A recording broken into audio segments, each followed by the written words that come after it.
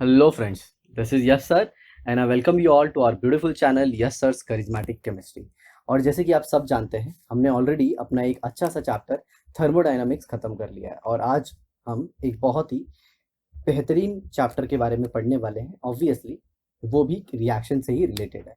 तो आज हम बात करने वाले हैं केमिस्ट के बारे में। केमिस्ट मतलब वो जो केमिस्ट्री की पढ़ाई करता है, और केमिस्ट्री की पढ़ाई is nothing but what, reactions की पढ़ाई। तो अगर आपको मैं बोलूं कि आप भी एक केमिस्ट हैं तो आप क्या सोचेंगे? अब सिंपल सी बात है, आप रिएक्शन के बारे में सोचेंगे, क्योंकि केमिस्ट का काम क्या होता है? रिएक्शन कैसा होता है। जी हाँ, केमिस्ट, मैं यहाँ पे वो मेडिकल शॉप वाले की बात नहीं कर रहा हूँ जो दवाइयाँ बेचता है। Chemist the one who studies the chemistry. ठीक है। अब जब भी एक केमिस्ट सोचता है तो वो ये सोचता है कि कोई भी सिचुएशन में रिएक्शन होगा या नहीं, तो वो हमेशा रिएक्शन के बारे में ही सोचता है। तो क्या क्या चीजें रिएक्शन से रिलेटेड दिमाग में आ सकती है, तो चलिए देखते हैं।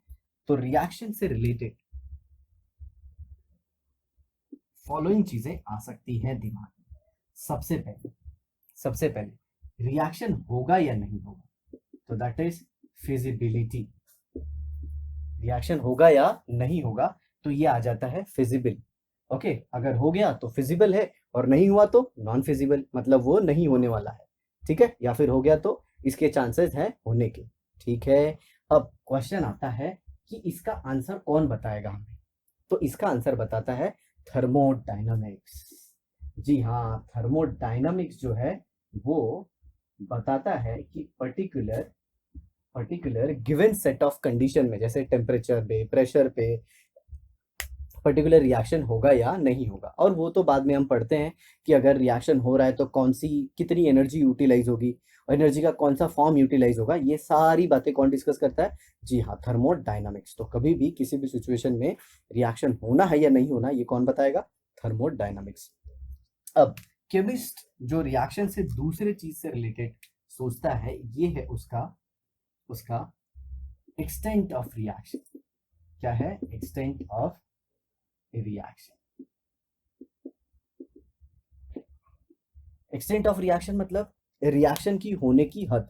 क्या पूरा रिएक्टेंट प्रोडक्ट में कन्वर्ट हो जाएगा? क्या थोड़ा सा रिएक्टेंट प्रोडक्ट में कन्वर्ट होगा? यही सोचेगा ना एक केमिस्ट कि क्या मेरी रिएक्शन पूरी कंप्लीट हो जाएगी, पूरे रिएक्टेंट प्रोडक्ट में कंप्लीट कन्वर्ट हो जाएंगे, या फिर थोड़ा बहुत रिएक्टेंट होगा जो प्रोडक्ट में कन्वर्ट होगा, थोड़ा बच जाएगा। ये सारी चीजों का जो आंसर देता है वो एक चैप्टर है जिसे हम कहते हैं केमिकल इक्विलिब्रियम। केमिकल इक्विलिब्रियम, जिसे हमने ऑलरेडी पढ़ लिया था, अगर आपको याद है तो 11th स्टैंडर्ड। केमिकल इक्विलिब्रियम, इसे ऑलरेडी हमने 11th स्टैंडर्ड में पढ़ लिया है। अब तीसरी जो चीज है जिसमें एक केमिस्ट इंटरेस्टेड होता है वो है स्पीड ऑफ केमिकल रिएक्शन। किससे? स्पीड, या फिर आप बोल सकते हो रेट, या फिर वेलोसिटी। क्या? Velocity of a chemical reaction, कि रिएक्शन किस स्पीड से कंप्लीट होगा। ओके, रिएक्शन किस स्पीड से कंप्लीट होगा। क्या रिएक्शन स्लो होगा, क्या रिएक्शन फास्ट होगा, क्या रिएक्शन स्लो होगा, क्या रिएक्शन फास्ट होगा, या फिर क्या रिएक्शन मॉडरेट स्पीड से चलेगा। देखिए, तो ये थर्मोडायनामिक्स जो है वो स्पीड के बारे में कुछ नहीं बताता, ये हमने डिस्कस कर लिया था। ना ही वो कंप्लीशन ऑफ रिएक्शन के बारे में बताता है। ठीक है, वो सिर्फ ये बताता है कि रिएक्शन इनिशिएट होगा या नहीं, दैट इज रिएक्शन फिजिबल है या नहीं। और दूसरा, किस हद तक रिएक्शन जाएगा, क्या पूरा रिएक्टेंट प्रोडक्ट में कन्वर्ट हो जाएगा, उसका आंसर देता है इक्विलिब्रियम। और तीसरा जो है रिएक्शन से रिलेटेड, वो सबसे इंपॉर्टेंट है रिएक्शन की स्पीड।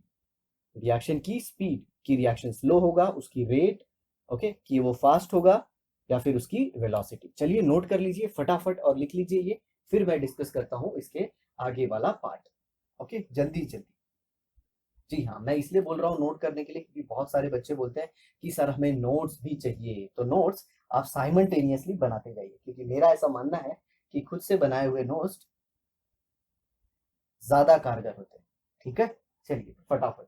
आई होप आपने ये लिख लिया होगा। तो अब मैं बढ़ता हूँ इन चीजों की तरफ। तो थर्मोडायनामिक्स, जैसे कि आप सब जानते हैं, थर्मोडायनामिक्स ऑलरेडी हम कंप्लीट कर चुके हैं। ओके, इक्विलिब्रियम तो हमारा हो गया था। कब?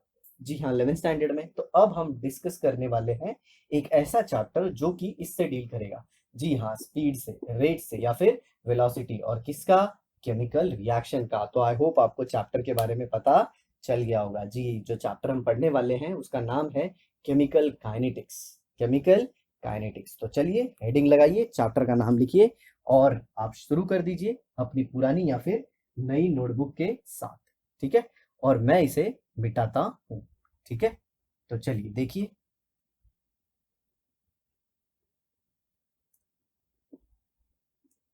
तो जो नई हेडिंग है वो होगी केमिकल काइनेटिक्स। Chemical kinetics. तो ये हो गया हमारे चैप्टर का नाम, केमिकल काइनेटिक्स। तो केमिकल वर्ड स्टैंड करता है केमिकल रिएक्शन के लिए, और काइनेटिक्स मतलब होता है स्पीड, या फिर आप बोल सकते हो रेट, या फिर आप बोल सकते हो वेलोसिटी। ओके, तो आप क्या बोल सकते हो, the branch of physical chemistry, आप लिख लीजिए इसका definition, the branch of physical chemistry which deals with study of speed of chemical reaction. ठीक है, अब देखिए, अब मैं आपको बताता हूँ केमिकल काइनेटिक्स बेसिकली ये चैप्टर किन किन चीजों में डील करता है। तो सबसे पहले तो मैंने आपको बता ही दिया कि ये स्पीड के बारे में बताएगा या फिर रेट के बारे में बताएगा। ठीक है, तो ये बता देगा स्पीड के बारे में और ये बता देगा रेट के बारे में, वही दोनों एक ही चीज है। और फिर उसके बाद factors affecting, factors affecting speed और रेट ऑफ रिएक्शन। ऐसे कौन कौन से फैक्टर हैं जो रिएक्शन की स्पीड या फिर रेट को अफेक्ट करते हैं, उन फैक्टर्स के बारे में भी बताएगा। और तीसरा बताएगा मैकेनिज्म ऑफ अ रिएक्शन। जी हाँ, ये बहुत इंपॉर्टेंट है, मैकेनिज्म ऑफ रिएक्शन, कि रिएक्शन का मैकेनिज्म क्या होता है। जी हाँ, मैकेनिज्म मतलब होता है step by step explanation, step by step explanation. हर एक स्टेप में क्या हुआ उसे हम बारीकी से समझेंगे, और वो यही चैप्टर की देन है। तो देखिए, रिएक्शन स्लो हो रहा है या फास्ट हो रहा है, ये केमिकल काइनेटिक्स बताएगा। दूसरा क्या बताएगा कि कौन कौन से फैक्टर ऐसे हैं जो रिएक्शन की रेट को डिसाइड कर रहे हैं। अगर मैं रिएक्टेंट के अमाउंट को बढ़ा दूं तो क्या रेट ऑफ रिएक्शन फास्ट हो जाता है, या फिर रिएक्टेंट के अमाउंट को कम कर दूं तो क्या रेट ऑफ रिएक्शन फास्ट हो जाता है, या फिर लाइट के प्रेजेंस में रिएक्शन हो रहा है तो क्या फास्ट हो रहा है, कैटलिस्ट क्या कर रहा है, टेम्परेचर क्या कर रहा है, प्रेशर क्या कर रहा है, वॉल्यूम क्या कर रहा है, ये सब कुछ रिलेटेड हम पढ़ेंगे इसमें। और तीसरा जो है वो है मैकेनिज्म, स्टेप बाय स्टेप, जो आपने ऑर्गेनिक में देखा होगा कि कौन से केमिकल स्पीशीज रिएक्शन की वो फास्ट स्टेप में इन्वॉल्व है या फिर स्लो स्टेप में। ओके, वो सारी चीजें जो मैकेनिज्म की डिटेलिंग है ये तभी हम पढ़ेंगे जब हम मैकेनिज्म का बात करेंगे। तो आई होप आपको समझ में आ गया होगा। तो केमिकल काइनेटिक्स में बेसिकली हम मेजोरिटी ऑफ द टाइम यही पढ़ेंगे, और भी बहुत सारी थियरी है, आर्रीनियस थियरी आगे, आर्रीनियस थियरी ऑफ कोलिजन, फिर उसके बाद इफेक्ट ऑफ टेम्परेचर है, उसके बाद पैरेलल ऑर्डर रिएक्शन है। हालांकि पैरेलल ऑर्डर हमारे सिलेबस में नहीं है, बट ये सारी चीजें हैं। ठीक है, तो अब मैं बढ़ता हूँ चैप्टर। ठीक है, अब हम स्टार्ट कर देते हैं चैप्टर। ओके, तो आप इतना पहले लिख लीजिए, लिख लीजिए, लिख लीजिए जल्दी। ओके, तो अब मैं एंट्री करता हूँ चैप्टर में, और अब मैं आपको बताऊंगा कि एक्चुअल में स्पीड के बेसिस पे जो रिएक्शन है उसको हमने तीन कैटेगरी में क्लासिफाई किया है। On the basis of speed the reaction is classified into three category. तो जरा ध्यान से देखिए, मैं वापस लिखता हूँ, वापस बोल भी देता हूँ, स्पीड के बेसिस पे, on the basis of speed और rate, on the basis of speed और rate, reaction, chemical reaction is classified into three categories। कितनी कैटेगरीज में क्लासिफाइड है? जी हाँ, तीन। तो सबसे पहले आता है, जो सबसे पहले आता है वो कुछ इस तरह से है। सबसे पहला वेरी फास्ट रिएक्शन। क्या? Very fast reaction. अब ये वेरी फास्ट रिएक्शन क्या है, तो मैं आपको बताना चाहूंगा, वेरी फास्ट रिएक्शन वो होते हैं जो बहुत ही जल्दी होते हैं। हाँ सर, उसका आना और मेरी पलकों का झपकना, अरे भाई ऐसे फालतू एग्जाम्पल मत दो यार। मैं उनकी बात कर रहा हूँ जिसमें केमिकल रिएक्शन सच में होता है, दो स्पीशीज मिलती हैं और प्रोडक्ट बनता है। अरे सर हमारा भी तो ऐसा ही है, अरे रे, माइंड को मत डाइवर्ट करो।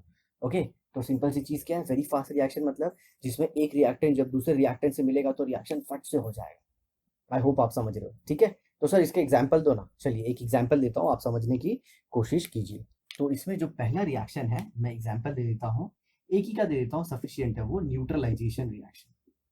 कौन सा reaction? Neutralisation reaction. I hope आपको पता होगा न्यूट्रलाइजेशन रिएक्शन क्या होता है, जिसमें एक एसिड बेस के साथ रिएक्ट होता है। उसे क्यों न्यूट्रलाइजेशन कहते हैं वो मैं बता देता हूँ। ये देखिए, ये NaOH प्लस HCl, जी हाँ दोनों एक्वस हैं, ये भी एक्वस, ये भी एक्वस, और ये दे देगा NaCl प्लस H2। ये क्या हो गया? एक्वस, और ये हो गया लिक्विड। ठीक है, अब इसमें देखो, हम सब जानते हैं सोडियम के ऊपर होता है पॉजिटिव चार्ज, और हाइड्रोक्साइड के ऊपर होता है नेगेटिव चार्ज, H के ऊपर होता है प्लस, और Cl के ऊपर होता है माइनस। जी हाँ, इसे हम हाइड्रोक्लोरिक एसिड कहते हैं, हाइड्रोक्लोरिक एसिड। कब? जब आप इसको पानी में लेते हो, अदरवाइज इसे हम क्या कहेंगे? Hydrogen chloride. नो डाउट ये पोलर कंपाउंड है, लेकिन प्योर पॉजिटिव और प्योर नेगेटिव नहीं आता। लेकिन जब आप HCl को पानी में ले लेते हो, ध्यान से सुनिए, बहुत बारीक बात बता रहा हूँ, जब आप हाइड्रोजन क्लोराइड गैस को पानी में डाल देते हो तो वो हाइड्रोक्लोरिक एसिड बन जाता है। HCl गैस होती है, आपको जो लैब में मिलती है ना, वो एसिड HCl गैस को पानी में डिजोल्व करने के बाद बनता है, और इसमें H प्लस और Cl माइनस होता है। तो अब देखिए, ये जो Na प्लस है ये Cl माइनस से कंबाइन हो जाता है, और H प्लस किससे कंबाइन हो जाता है? OH माइनस से। ओके, ऐसे ऐसे रिएक्शन होता है। ओके, जो एरो है वो पॉजिटिव की साइड दिखाते हैं, और इस तरह से बनता है NaCl और ये वाटर। बट हमारा मकसद मेन यहाँ पे ये नहीं समझना है, हमारा मेन मकसद है वेरी फास्ट रिएक्शन को समझना। तो ये रिएक्शन इतना फास्ट हो जाता है कि आप इसके स्पीड के बारे में सोच ही नहीं सकते। जब तक आप इसका स्पीड पढ़ने जाओगे तब तक ये रिएक्शन हो चुका होगा। ठीक है, अरे सर तो फिर ये वाला रिएक्शन इतना फास्ट होता है तो फिर हम लोग पढ़ते क्यों? जी नहीं पढ़ते, मैं तो आपको एक एग्जाम्पल दे रहा था। ठीक है, चलिए एक और एग्जाम्पल देता हूँ मैं आपको। ठीक है, आप सोचिए जरा, ऐसे ही एक और फास्ट रिएक्शन है, blasting of bomb. Blasting of bomb, मान लीजिए आपके पाम के ऊपर, हमारे मुंबई में दिवाली में बड़ा फेमस बॉम्ब है जिसे हम सुतली या फिर रस्सी बॉम्ब कहते हैं। ओके, सुतली या फिर रस्सी बॉम्ब, जी हाँ हिंदी का प्रयोग कर रहा हूँ। अगर मैंने उसे आपके हाथ पे रख दिया, ध्यान से सोचिएगा बड़े, अगर उसे आपके हाथ पे रख दिया और मैंने उस बॉम्ब को लिट कर दिया, तो बताइए पहले क्या फटेगा? पहले बॉम्ब फटेगा या फिर आपका पाम फटेगा? ध्यान से सोचिएगा, ठीक है, ऐसे हंसिए मत। ओके, सोचिए जरा। जी हाँ, ये एक बहुत ही फास्ट रिएक्शन है। अरे सर मैं समझ रहा हूँ, यहाँ पे तो ना तो बॉम्ब ना तो पाम, कुछ और ही लोचा है। जी जी जी जी, माइंड को मत डाइवर्ट कीजिए, सिर्फ एग्जाम्पल को ध्यान रखिए। तो कौन सा एक एग्जाम्पल दे दिया मैंने? जी हाँ, ब्लास्टिंग ऑफ बॉम्ब। ये भी बहुत ही फास्ट रिएक्शन है। ओके, जिसे ये रिएक्शन की स्पीड को पढ़ना होगा वो अपने हाथ पे बॉम्ब रखेगा और उसे लिट करेगा, वो अपने आप इसकी काइनेटिक्स को पढ़ लेगा। तो जी हाँ, ये रिएक्शन बहुत फास्ट होते हैं, ये तो हमारे यूज के हैं ही नहीं, तो ऑलरेडी फास्ट होते हैं, तो अच्छा ये होते रहे। जो दूसरा है वो है very slow reaction. Very slow reaction, very slow reaction में क्या आता है? जैसे rusting of iron. Rusting of iron, जी हाँ, आयरन, आयरन ऑक्सीजन से रिएक्ट करता है इन प्रेजेंस ऑफ वाटर, और वो बना देता है iron oxide, that is Fe2O3.XH2। ठीक है, ये फॉर्मूला यहाँ पे आप 2 रख सकते हैं, और इसे हम क्या कहेंगे? रस्ट। क्या कहते हैं? रस्ट। ये बहुत ही स्लो प्रोसेस है, ये बहुत ही स्लो प्रोसेस है, मतलब रस्टिंग का प्रोसेस बहुत टाइम लेता है। ऐसा तो है नहीं कि आपने आज आयरन के पीस को रखा और आप कल देख रहे हो तो उस पर रस्ट लग रहा है, ऐसा तो है नहीं। और अगर अच्छा क्वालिटी का आयरन है वो, जैसे कि हमारे जो इंडियन रेलवेज में यूज़ होते हैं, ओके, अगर वो वाला आयरन आपने ले लिया तो वो तो काफ़ी अच्छा क्वालिटी का होता है। पता चला आप उस पर रस्ट की पढ़ाई कर रहे हो, आप देख रहे हो उसमें रस्ट लग रहा है, लग रहा है, लग रहा है, लग रहा है, कि रस्ट लग रहा है कि नहीं, तब तक आप देख रहे हो आपकी बॉडी में रस्ट लगने लगा। सो इससे अच्छा क्या है, ये बहुत स्लो है, इसके बारे में हम नहीं पढ़ेंगे। ठीक है, इसे रहने ही दो। जी हाँ, हम ये सोच सकते हैं कि इस रिएक्शन को फास्ट कैसे कराया जा सकता है। ठीक है, लेकिन काइनेटिक्स के हमारे चैप्टर में हम इससे भी डील नहीं करते। ठीक है, अब आ जाते हैं हम तीसरे और सबसे इंपॉर्टेंट पार्ट पे, जो कि है मॉडरेटली स्पीड रिएक्शन। तीसरा है क्या? मॉडरेटली स्पीड रिएक्शन, मतलब ना तो ये बहुत फास्ट होता है ना तो बहुत स्लो होता है। तो इसका एग्जांपल मैं दे देता हूँ, SO2 plus O2, 2SO2 plus O2 gives 2SO3, 2SO3। अब ये देखिए, ये रिएक्शन क्यों फास्ट हुआ था? क्योंकि इसमें आयंस का इन्वॉल्वमेंट था। आयंस मतलब चार्ज स्पीशीज बहुत फटाफट रिएक्ट करती है। चार्ज है ना सर, सर मेरे ऊपर पॉजिटिव चार्ज है, जैसे ही वो नेगेटिव मेरी तरफ आते ही मैं प्रॉब्लम में आ जाती। ओके, और यहाँ पे तो आप समझ ही सकते हो बहुत स्लो रिएक्शन था। और जो तीसरा आ रहा है मॉडरेटली स्पीड रिएक्शन, इसमें आप क्या देख रहे हो, 2SO2 plus O2 plus 2SO2 plus O2 gives 2SO3। जी हाँ, इस रिएक्शन में हम कैटलिस्ट भी लेते हैं, vanadium pentoxide and all that. मैं समझ रहा हूँ आपकी फीलिंग को, सर पी ब्लॉक में हमने पढ़ा है। जी हाँ बिल्कुल, लेकिन याद रखिए ये रिएक्शन में कोवेलेंट बॉन्ड ब्रेकिंग फॉर्मेशन होता है। जैसे अगर आप SO2 का स्ट्रक्चर देखो तो ऐसे होता है, ये देखिए, ठीक है, और ऑक्सीजन तो ये होता है, और फिर क्या बनता है SO3 जो कि ऐसे होता है। ओके, तो देखिए कोवेलेंट बॉन्ड है, ठीक है, तो टूटता भी स्लो है, बनता भी स्लो है, तो प्रोसेस क्या होता है, मॉडरेट स्पीड से, इसीलिए हम इसे पढ़ते हैं। ठीक है, चलिए आप इसे फटाफट नोट कर लीजिए, जल्दी जल्दी नोट कीजिए। जी मैं कहीं गया नहीं हूँ, मैं यहीं पे बगल में खड़ा हूँ, मेकअप सुधार रहा हूँ, क्योंकि आप जानते हो स्वेटिंग हो जाती है, मेकअप पूरा बिगड़ जाता है। लिख लिए, लिख लिए। जी हाँ सर, हम लोगों ने लिख लिया। ओके, चलिए तो अब मैं बात करता हूँ स्पीड ऑफ रिएक्शन या फिर रेट ऑफ रिएक्शन। तो हेडिंग डाल दीजिए रेट ऑफ रिएक्शन। तो क्या होता है रेट, किसी भी चीज की स्पीड क्या होती है। तो चलिए बाइक का एग्जांपल ले लीजिए, अगर आपको किसी को बताना है कि बाइक की स्पीड क्या है, तो क्या आप कैसे बताओगे। जी हाँ, फिजिक्स की भाषा में, सर स्पीड नहीं, बाइक का तो वेलोसिटी बताएंगे ना sir. Sir velocity vector quantity होती है, और स्पीड जो होती है वो स्केलर क्वांटिटी होती है सर। सर बाइक तो एक डायरेक्शन में जाती है। अरे जो भी है मेरे भाई, बताना कैसे बताएगा। सर स्पीड को हम ऐसे बताएंगे या फिर रेट को ऐसे बताएंगे।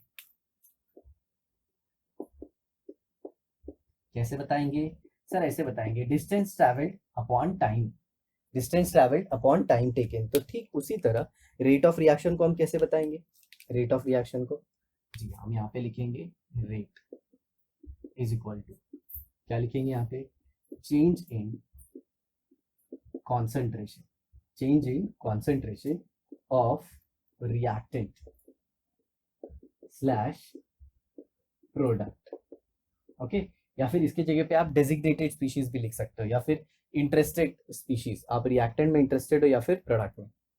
नीचे आप क्या लिखोगे, टाइम इंटरवल, क्या लिखोगे, टाइम इंटरवल, या फिर time taken for the, time taken for the reaction. तो रेट ऑफ रिएक्शन की आप डेफिनेशन भी दे सकते हो, change in concentration of reactant और product in a specific period of time, in a specific period of time, ये rate of reaction हो गया। अब देखिए, अब यहाँ पे मैं आपको एक इंपॉर्टेंट चीज बताऊंगा कि रेट टाइम के कॉन्टेक्स्ट में, टाइम के कॉन्टेक्स्ट में दो टाइप का होता है, एक तो होता है एवरेज रेट, एक तो होता है एवरेज रेट, और एक होता है इंस्टेंटेनियस रेट।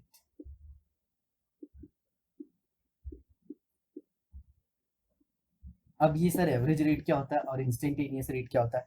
तो एवरेज रेट मतलब क्या, एक स्पेसिफिक टाइम पीरियड पे, स्पेसिफिक टाइम पीरियड पे मतलब क्या, चेंज इन कॉन्सेंट्रेशन, मैं डेफिनेशन बता रहा हूँ ध्यान से सुनिए। Average rate is defined as change in concentration of reactant or product in a specific time period. Okay, in a specific time period. और इंस्टेंटेनियस रेट का मतलब क्या है, change in concentration of product और reactant at that particular instant. Sir नहीं समझा, sir नहीं समझा। चलो बाइक का एग्जांपल लेते हैं। सपोज बाइक है ना, बाइक ऐसा मॉर्निंग में 9 बजे से लेके ऐसे 10 बजे तक चली। ओके, और बाइक ने कितना डिस्टेंस ट्रैवल किया, 60 किलोमीटर का। किसका, 60 किलोमीटर का, कितने घंटे में, 1 घंटे में, 9 से 10। तो 9 से 10 का जो है ये एक टाइम पीरियड है। तो इसमें जो बाइक की जो भी स्पीड होगी, मान लीजिए ऐसे 60 किलोमीटर का, 60 किलोमीटर पर आवर, तो ये उसकी पर आवर की स्पीड थी, एक एवरेज स्पीड थी। क्या थी, एवरेज। तो एवरेज के हिसाब से आप क्या बता सकते हो, अगर 3 घंटे में चलेगी तो समवॉट अराउंड 180 किलोमीटर कवर करेगी। तो सर, तो सर ये इंस्टेंटेनियस से कैसे अलग हुआ, बट पहले पहले आप एवरेज को अच्छे से समझो। अगर 1 घंटे में बाइक की स्पीड 60 किलोमीटर पर आवर है, तो क्या हर एक मिनट पे बाइक की स्पीड 60 किलोमीटर पर आवर होगी। जी बिल्कुल नहीं। क्यों, हर एक मोमेंट पे ऐसा भी हो सकता है ना, कभी बाइक वाला बाइक को फास्ट चला रहा है तो शायद उसकी स्पीड कितनी हो गई होगी, 70 किलोमीटर पर आवर। और कभी ऐसा हो गया होगा कि बाइक वाले ने बाइक को साइड में खड़ा किया है और वजन कम कर रहा है। आई होप आप समझ सकते हो, समझ में आ रहा है। तो उस पर्टिकुलर आर में जो बाइक की स्पीड है वो हमेशा तो सेम नहीं होगी, वो तो हमने पूरे आर का लिया है। तो जी हाँ, जब आपका टाइम का जो आप कैलकुलेशन करते हो, अगर टाइम पीरियड बड़ा होता है तो उसे हम एवरेज रेट कहते हैं, और अगर उसी टाइम को बहुत छोटा कर दो तो उसे क्या कहेंगे, इंस्टेंटेनियस रेट। तो चलिए मैं आपको बताता हूँ। तो जब 9 से 10 बजे के बीच बाइक चली थी, तो क्या तो क्या हर समय उसका स्पीड सेम था? जी बिल्कुल नहीं। तो एक पर्टिकुलर टाइम पे जो उसका स्पीड था उसी को हम इंस्टेंटेनियस स्पीड या फिर इंस्टेंटेनियस रेट कहेंगे एट दैट इंस्टेंट। जैसे किसी ने मेरे को पूछ दिया कि 9:30 पे बाइक का स्पीड क्या था, तो आप बताओगे बाइक का स्पीड कैसे बताओगे? ऑडोमीटर, ऑडोमीटर स्पीडोमीटर पता है बाइक में ऐसे आगे लगा होता है। जी हाँ, उसमें आप देख के बताओगे सर 80 किलोमीटर पर आवर चल रहा है।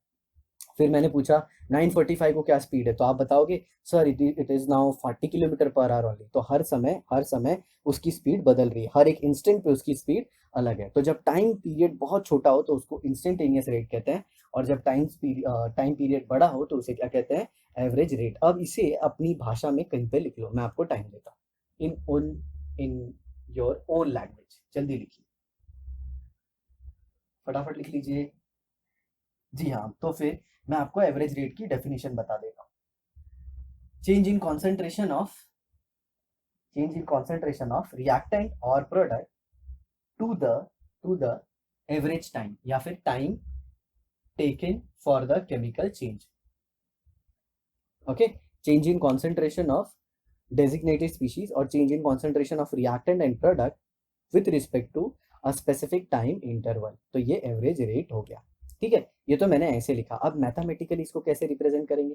मैथमेटिकली रिप्रेजेंट करने के पहले मैं आपको इसे ग्राफिकली समझाना चाहता हूँ। ठीक है, अब देखिए, during a course of reaction होता क्या है, रिएक्टेंट का अमाउंट कंज्यूम होता है, मतलब रिएक्टेंट धीरे धीरे कम होते हैं और प्रोडक्ट बढ़ते जाता है। मतलब पहले रिएक्टेंट ज्यादा थे, अब धीरे धीरे ये कम होंगे, और कौन बढ़ेगा? प्रोडक्ट। और एक टाइम आएगा जब रिएक्टेंट पूरा किस में कन्वर्ट हो जाएगा?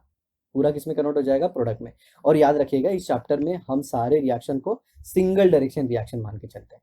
ओके, हम इन मतलब डबल डायरेक्शन वाला रिएक्शन नहीं लेते, मतलब फॉरवर्ड भी और बैकवर्ड भी। Is that clear? तो चलिए हम ग्राफिकली पढ़ाई करते हैं। ठीक है, तो यहाँ पे देखो, तो सबसे पहले मैं, जी हाँ, अभी आज के लेक्चर में तो हम एवरेज रेट की बात करने वाले हैं, ये हम बाद में डिस्कस करेंगे। तो यहाँ पे मैंने ग्राफ बना लिया। मान लीजिए ये हो गया ग्राफ मेरा रिएक्टेंट। क्या हो गया? Reactant versus time. तो रिएक्टेंट का कॉन्सेंट्रेशन क्या होगा? मोल पर लीटर। ओके, और टाइम का आप ले सकते हो, मिनट ले सकते हो, सेकेंड ले सकते हो, आर ले सकते हो, डे ले सकते हो, ईयर ले सकते हो, डिकेड ले सकते हो, जो आपको लेना है। तो देखो इसका ग्राफ कैसा आएगा, हम सबको पता है इसका ग्राफ ऑलमोस्ट क्या आएगा? रेक्टेंगुलर हाइपरबोला जैसा।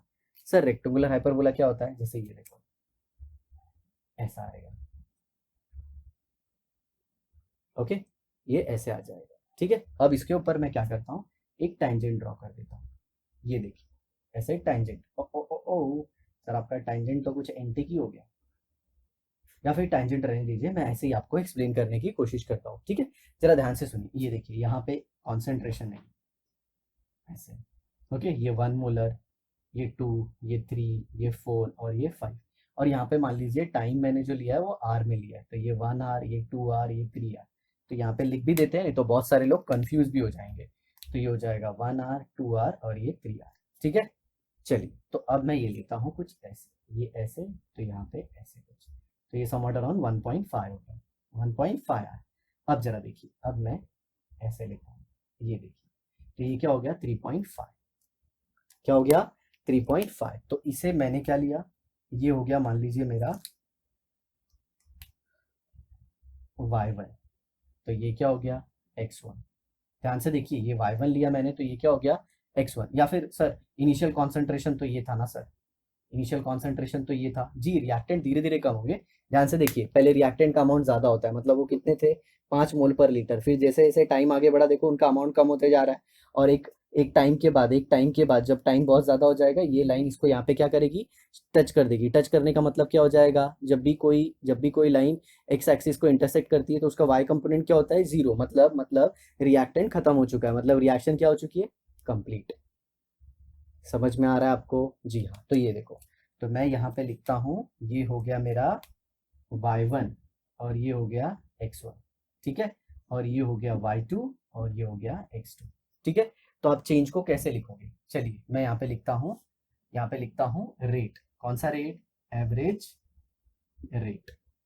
एवरेज रेट क्या होगा, change in concentration of reactant. तो देखिए कितना था ये, पहले पहले 3 था, तो ये क्या हो जाएगा, फॉर्मूला मैं लिख देता हूँ y2 minus Y one upon x2 minus x1, final minus initial, final minus initial. तो ये कितना था 3, तो ये देखिए 3 लिखा, माइनस y1 कितना हो गया, जी हाँ 1, ये देखिए ना ये 1 हो गया, तो माइनस 1। x2 कितना था, x2 कितना था 3.5, okay, minus x1, y2 minus y1, change in concentration final minus initial, और इसमें भी फाइनल माइनस इनिशियल करेंगे। ये देखिए, चलिए चलिए लिखता हूँ मैं, ये 3 हो गया और इनिशियल कितना हो गया 1, और यहाँ पे ये कितना हो गया y2 minus x, y2 minus y1, तो x2 y1 के, ओके ओके ओके, यहाँ पे चेंज करना होगा, यहाँ पे चेंज करना होगा y2 के रिस्पेक्ट में, y1 के रिस्पेक्ट में ये क्या है x1, ठीक है, और y2 के रिस्पेक्ट में क्या है ये x2, ओके। मतलब जब टाइम यहाँ पे पहुंचा था तो कॉन्सेंट्रेशन ये हो गया था, तो यहाँ पे मैं क्या लिखूंगा, फाइनल माइनस इनिशियल, तो ये 3 माइनस 1, और नीचे क्या लिखूंगा, जब y1 था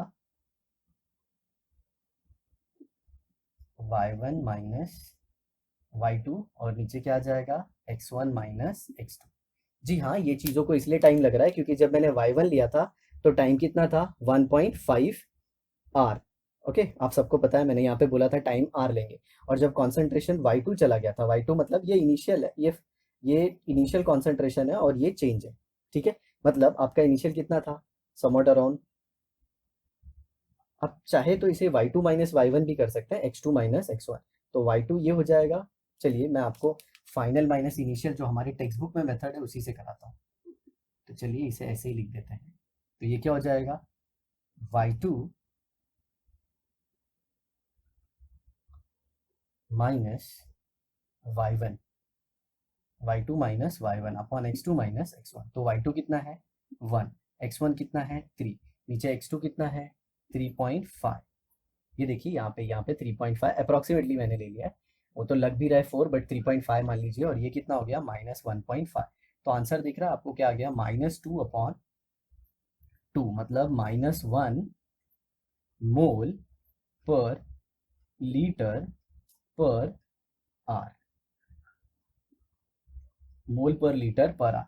इन शॉर्ट आप ऐसे लिख सकते हैं, मोल पर लीटर पर आर, ओके। अब यहाँ पे एक बहुत बड़ा डाउट क्या आता है, सर यहाँ पे वैल्यू नेगेटिव आ गई, रेट नेगेटिव कैसे हो सकता है, सर रेट नेगेटिव कैसे हो सकता है, कभी ऐसा हो सकता है क्या कि बाइक की स्पीड -3 किलोमीटर पर आर है, क्या बाइक ऐसे जा रही है तो उसकी स्पीड माइनस हो सकती है क्या, तो रेट कैसे माइनस हो सकता है, तो रेट माइनस ना होने के लिए हम है ना खुद ही, जब भी हम रिएक्टेंट के बारे में लिखते हैं, किसके बारे में, रिएक्टेंट, तो ये फॉर्मूले में खुद के साइड से क्या लगा देते हैं माइनस, तो देखिए यहाँ पे क्या आ जाएगा माइनस, यहाँ पे क्या आ जाएगा माइनस, तो यहाँ पे भी माइनस, तो ये 1 आ जाएगा। तो याद रखिए ये सिर्फ और सिर्फ किसके केस में होता है, रिएक्टेंट के केस में, और हमेशा आप फाइनल क्वांटिटी माइनस इनिशियल करोगे, फाइनल माइनस इनिशियल, पहले कितना था 3 था, पहले कितना था 3 कॉन्सेंट्रेशन रिएक्टेंट का, अब कितना हो गया 1, तो ये देखिए 3, हाँ अब 1 हो गया, तो 1 क्या हो गया फाइनल, अरे पहले 3 था बाद में कितना हो गया 1, तो फाइनल 1 माइनस इनिशियल 3,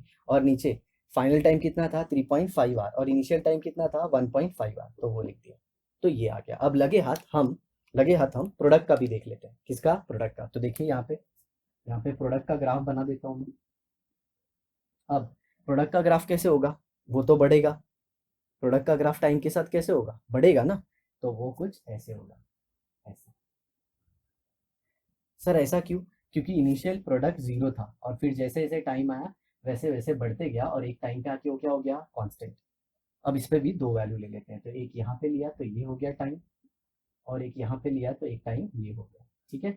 और इसमें भी ऐसे ले लेता हूँ मैं, ये 1, ये 2, ये 3, ये 4, 1 2 3 4, इसमें भी टाइम लिया है मैंने, ध्यान से सुनिएगा, टाइम लिया और किस में लिया है आर में, और यहाँ पे भी कॉन्सेंट्रेशन लिया है 1 2 और ये 3, ठीक है।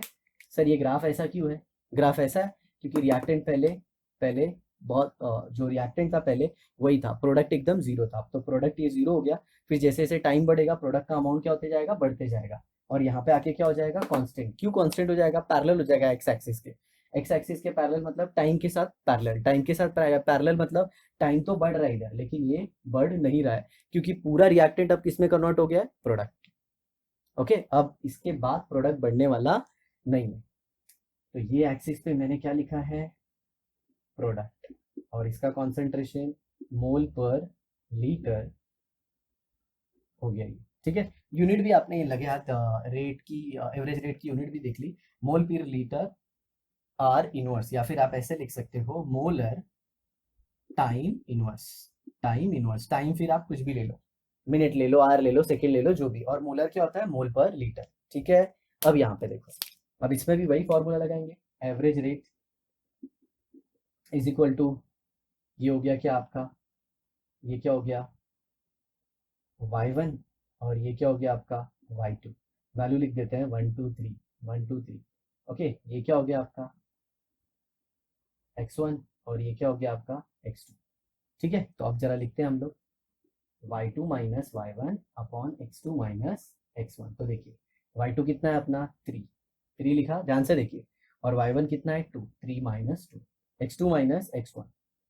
ओके, x2 माइनस x1, तो x2 कितना है, x2 कितना है 1, और ये कितना हो जाएगा, तो फाइनल ये था y2 माइनस y1। y2 का वैल्यू 2 है ना, तो ये हो गया 2, और ये हो गया -3। वापस दिखाता हूँ मैं आपको, ये फॉर्मूले में क्या लिखा है, फाइनल माइनस इनिशियल। तो ये y2 था, y2 का वैल्यू 2 है, ये y1 है, तो y1 का वैल्यू कितना है 3, तो 2 माइनस 3। अब नीचे देखिए x2 माइनस x1, तो x2 का वैल्यू कितना है 1, और x1 का वैल्यू कितना है 3, तो 1 माइनस 3। तो ये क्या हो गया, 1 upon -1 upon -2 is equal to 1/2 is equal to 0.5, 0.5 molar time inverse. और यहाँ पे टाइम क्या अपना आर है, तो इसको क्या लिख देंगे, आर इनवर्स। तो ये हो गया मोलर आर इनवर्स। तो आपने एक चीज समझा, जी हाँ, मैंने ग्राफिकली आपको बताया कि क्यों एवरेज रेट में रिएक्टेंट के साइड हम लोग नेगेटिव लिखते हैं और प्रोडक्ट के साइड पॉजिटिव लिखते हैं, क्योंकि प्रोडक्ट रिएक्शन में बनता है और रिएक्टेंट जो होते हैं वो रिएक्शन में कंज्यूम होते हैं, और जब वो कंज्यूम होते हैं तो उनके आगे हम नेगेटिव साइन लगा देते हैं ताकि उनका रेट नेगेटिव ना रहे। तो आई होप आपको ये सब कुछ समझा होगा। बहुत सारे लोग क्या करते हैं, मतलब मैंने देखा है बहुत सारी जगह ऐसे डायरेक्ट फॉर्मूला दिखा देते हैं और वहां पे बोलते हैं कि रिएक्टेंट के पहले हम नेगेटिव ले लेंगे। तो उसके पीछे जो रीजन है वो मैंने आपको बता दिया। अब एक और इंपॉर्टेंट चीज, अगर गैसियस रिएक्टेंट है, क्या है, गैसियस रिएक्टेंट या फिर गैसियस प्रोडक्ट, दोनों गैसियस है, ओके, या फिर गैसियस सिस्टम में रिएक्शन हो रहा है, तो गैसियस का कॉन्सेंट्रेशन हम कैसे मेजर करते हैं, जी हाँ, ये भी उसकी यूनिट हो सकती है, मोल पर लीटर भी ले सकते हो, बट उसका जनरली कॉन्सेंट्रेशन किसको डायरेक्टली प्रोपोर्शन करता है, जी हाँ, गैस के प्रेशर को। तो इसकी यूनिट हो जाएगी एटमॉस्फेयर, क्या हो जाएगी, एटमॉस्फेयर टाइम, एटमॉस्फेयर पर टाइम, या फिर एटमॉस्फेयर टाइम इनवर्स, आप ये लिख सकते हैं। ठीक है, जल्दी जल्दी नोट कीजिए फटाफट। और एक छोटी सी चीज है वो भी बता देता हूँ मैं आपको, जल्दी जल्दी लिखिए। जी हाँ, ये बहुत इंपॉर्टेंट था ग्राफ से आपको समझाना, ताकि नेगेटिव क्यों आता है, पॉजिटिव क्यों आता है, वो सब कुछ आपको बता सके। तो आप हमेशा ध्यान रखना कि जब भी रिएक्शन होता है रिएक्टेंट का कॉन्सेंट्रेशन कम होता है और प्रोडक्ट का कॉन्सेंट्रेशन बढ़ता है। ठीक है, और आज के इस वीडियो में हमने डिस्कशन किया है एवरेज रेट का। चलिए इसे मिटा देता हूं मैं, और अब मैं बात करता हूं एक एग्जाम्पल की, जिसमें हम एक एग्जाम्पल लेंगे रिएक्शन का, जनरल रिएक्शन। ठीक है,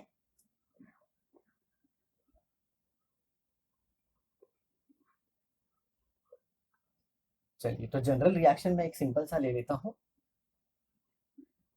ए और बी के टर्म में, जनरली केमिस्ट्री में तो हम वही पढ़ते हैं, तो ये ले लेता हूं मैं, 2a gives c plus d। और किसी ने आपको बोला है कि रेट का एक्सप्रेशन लिखिए, तो क्या लिख सकते हैं, एवरेज रेट।